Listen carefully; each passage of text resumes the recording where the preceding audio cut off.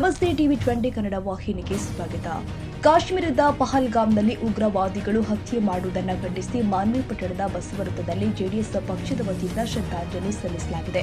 ಮಾಜಿ ಶಾಸಕ ರಾಜ ವೆಂಕಟಪ್ಪ ನಾಯ್ಕ ಮಾತನಾಡಿ, ಕಾಶ್ಮೀರದ ಪಹಲ್ಗಾಮ್ನಲ್ಲಿ ಆತಂಕವಾದಿಗಳು ಸಾಮಾನ್ಯ ಜನರನ್ನು ಹತ್ಯೆ ಮಾಡಿರುವುದು ಖಂಡನೀಯ ಎಂದಿದ್ದಾರೆ.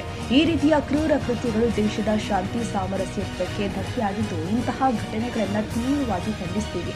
ಇಂತಹ ಕೃತ್ಯಗಳು ಮಾಡೋಕೆ ಉಗ್ರವಾದಿಗಳಿಗೆ ಮನಸ್ಸಾದರೂ ಹೇಗೆ ಬಂತು ಎಂದು ಕಿಡಿಕಾರಿದ್ದಾರೆ. 22ನೇ ತಾರೀಕು ಇವತ್ತು 27 ಜನ ಪ್ರವಾಸಿಗರು, ನಮ್ಮ ಭಾರತ ದೇಶದ 27 ಜನ ಪ್ರವಾಸಿಗರು ಇವತ್ತು ಹತರಾಗಿದ್ದು, ಉಗ್ರಗಾಮಿಗಳ ಒಂದು ಕೈಯಲ್ಲಿ ಹತರಾಗಿದ್ದು ತಮಗೆಲ್ಲ ಗೊತ್ತಿರತಕ್ಕಂಥ ವಿಚಾರ. ಇದು ಹೇಯ ಕೃತ್ಯ.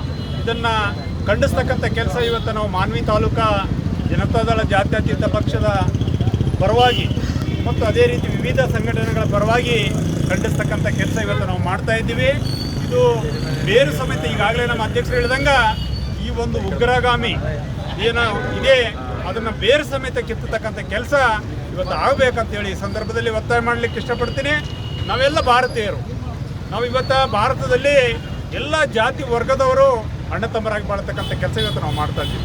ಇವತ್ತು ಪ್ರಪಂಚದಲ್ಲಿ ನಾವೆಲ್ಲ ಮನುಷ್ಯರು, ಮಾನವೀಯ ಮೌಲ್ಯಗಳೇನಿದ್ದಾವೆ, ಪ್ರೀತಿ, ವಿಶ್ವಾಸ, ಸ್ನೇಹ. ಇವತ್ತು ಮನುಷ್ಯರ ನಡುವೆ ಪ್ರೀತಿ ಏರ್ಪಡಬೇಕು, ವಿಶ್ವಾಸ ಏರ್ಪಡಬೇಕು, ಸ್ನೇಹ ಏರ್ಪಡಬೇಕು. ಆಗ ಮಾತ್ರ ಒಂದು ಒಳ್ಳೆಯ ಸಮಾಜ ನಿರ್ಮಾಣ ಆಗಲಿಕ್ಕೆ ಸಾಧ್ಯ ಆಗ್ತದೆ. ನಾವೆಲ್ಲ ಮನುಷ್ಯರು, ಇವತ್ತು ಮನುಷ್ಯರೇ ಹತ ಮಾಡ್ತಕ್ಕಂಥ ಕೆಲಸಕ್ಕೆ, ಹೀನ ಕೃತ್ಯಕ್ಕೆ ನಾವು ಇಳಿದೀವಿ ಅಂದರೆ ಎಂಥ ದುರ್ದೈವ. ನಾವೆಲ್ಲ ಅರ್ಥ ಮಾಡ್ಕೋಬೇಕು.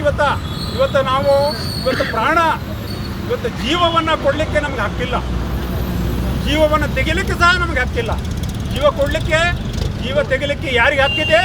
ಆ ಭಗವಂತನಿಗೆ ಮಾತ್ರ.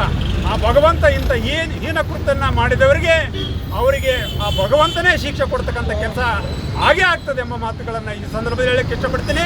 ಇಂಥ ಘಟನೆ ಮತ್ತೆ ಪುನಃ ಮರೆ ಕಳಿಸದ ಹಾಗೆ ಕೇಂದ್ರ ಸರ್ಕಾರ ಇವತ್ತು ಏನಪ್ಪ ಅಂದರೆ ಈ ದಿಟ್ಟ ನಿರ್ಧಾರವನ್ನು ತಗೊಳ್ತಕ್ಕಂಥ ಕೆಲಸ ಮಾಡಬೇಕು.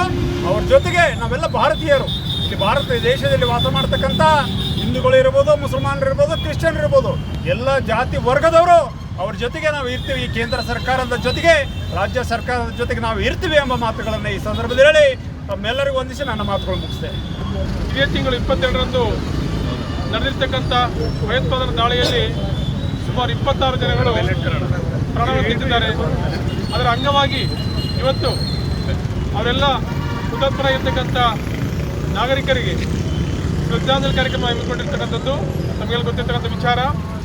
ಅದೇ ರೀತಿಯಲ್ಲಿ ಈ ಒಂದು ಭಯೋತ್ಪಾದನೆ ಅಂತಕ್ಕಂಥದ್ದು ಬೇರೆ ಸಮೇತ ಕಿತ್ತಾಕ್ತಕ್ಕಂಥ ಕೆಲಸ ಆಗಲೇಬೇಕಾಗಿರ್ತಕ್ಕಂಥದ್ದು.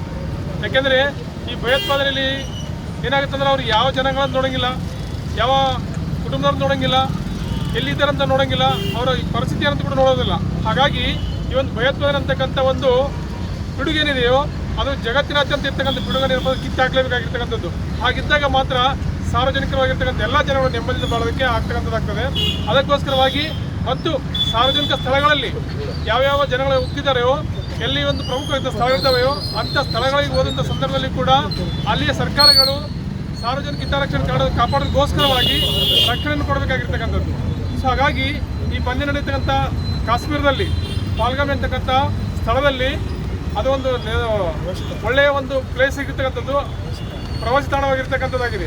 ಪ್ರವಾಸಿಗರ ಮೇಲೆ ಏನಪ್ಪ ದಾಳಿನಾಗಿರ್ತಕ್ಕಂಥದ್ದಾಗ್ತದೆ. ಅದಕ್ಕೋಸ್ಕರವಾಗಿ ಈಗ ಆ ಒಂದು ದಾಳಿಯಿಂದ ಇಡೀ ಪ್ರವಾಸಕ್ಕೆ ಹೋಗ್ತಕ್ಕಂಥ ಜನಗಳಲ್ಲಿ ಏನಾಗಿದೆಪ್ಪ ಅಂತಂದರೆ ಆತಂಕದ ವಾತಾವರಣ ನಿರ್ಮಾಣವಾಗಿರ್ತಕ್ಕಂಥದ್ದಾಗ್ತದೆ.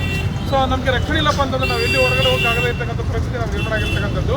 ಅದಕ್ಕೋಸ್ಕರವಾಗಿ ಸರ್ಕಾರಗಳು ಈ ಒಂದು ಭಯೋತ್ಪಾದನೆಯ ಇರ್ತಕ್ಕಂಥ ಒಂದು ಮೂಲಲ್ಲಿದೆಯೋ, ಜಾಡಿಯಲ್ಲಿದೆಯೋ ಅದನ್ನು ನೋಡಿ ಕಿತ್ತಾಗ್ತಕ್ಕಂಥ ಕೆಲಸವನ್ನು ಮಾಡಿದಾಗ ಮಾತ್ರ ಸಾರ್ವಜನಿಕ ನೆಮ್ಮದಿ ಆಗುತ್ತೆ ಅಂತ ಹೇಳ್ತಾ, ಇದನ್ನು ಆದಷ್ಟು ಮಟ್ಟಿಗೆ ಸಂಬಂಧಿತ ಸರ್ಕಾರಗಳು ಆದಷ್ಟು ಮಟ್ಟಿಗೆ ಈ ಭಯೋತ್ಪಾದನೆ ಇರ್ತಕ್ಕಂಥದ್ದನ್ನು, ಇಡೀ ಜಗತ್ತಿನಾದ್ಯಂತ ಆಗಿರ್ತಕ್ಕಂಥ ಭಯೋತ್ಪಾದನೆ ಇರ್ತಕ್ಕಂಥದ್ದನ್ನು ಕಿತ್ತಾಕ್ಬೇಕು ಅಂತ ಹೇಳಿ ಕೇಳಿಕೊಳ್ತಾ ನನ್ನ ಒಂದೆರಡು ಮಾತು. Syed Khader Basha, TV 20 Kannada news. ಕನ್ನಡಿಗರ ಮೆಚ್ಚಿನ ನಿಮ್ಮ ಟಿವಿ 20 ಕನ್ನಡ ವಾಹಿನಿ ಇದೀಗ ಟಿವಿಯಲ್ಲಿ ಲಭ್ಯ. ಕರ್ನಾಟಕ ಮತ್ತು ದೇಶ ವಿದೇಶದ 360 ಡಿಗ್ರಿ ಸುದ್ದಿ ವಿವರವನ್ನ ಪಡೆಯುವುದಕ್ಕೆ ಟಿವಿ 20 ವಾಹಿನಿಯನ್ನು ಲೈಕ್ ಮಾಡಿ, ವಿಡಿಯೋಗಳನ್ನು ಶೇರ್ ಮಾಡಿ, ಕಮೆಂಟ್ ಮಾಡಿ, ಸಬ್ಸ್ಕ್ರೈಬ್ ಮಾಡಿ. HCN ಕೇಬಲ್ 842 ನಂಬರ್ನಲ್ಲಿ ಹುಕ್ಕೇರಿ ತಾಲೂಕು ಹಾಗೂ ಸಂಕೇಶ್ವರದ ಸುತ್ತಮುತ್ತಲಿನ ಹಳ್ಳಿಗಳಲ್ಲಿ ಲಭ್ಯ. ಪಿಸಿಎನ್ ಕೇಬಲ್ 129 ನಂಬರ್ನಲ್ಲಿ ಹಾರುಗೆರೆ ಸುತ್ತಮುತ್ತಲಿನ ಹಳ್ಳಿಗಳಲ್ಲಿ ಲಭ್ಯ. ರಾಯಬಾಗ್ ಡಿಜಿಟಲ್ ಚಾನೆಲ್ ಕೇಬಲ್ 80ನೇ ನಂಬರ್ನಲ್ಲಿ ರಾಯಬಾಗ ತಾಲೂಕಿನ ಸುತ್ತಮುತ್ತಲಿನ ಹಳ್ಳಿಗಳಲ್ಲಿ ಲಭ್ಯ. ಯುಡಿಸಿಎನ್ ಕೇಬಲ್ ನೆಟ್ವರ್ಕ್ ಉಗಾರ ಸುತ್ತಮುತ್ತಲಿನ ಹಳ್ಳಿಗಳಲ್ಲಿ ನಿಮ್ಮ ಟಿವಿ 20 ಕನ್ನಡ ವಾಹಿನಿಯೂ ಲಭ್ಯ.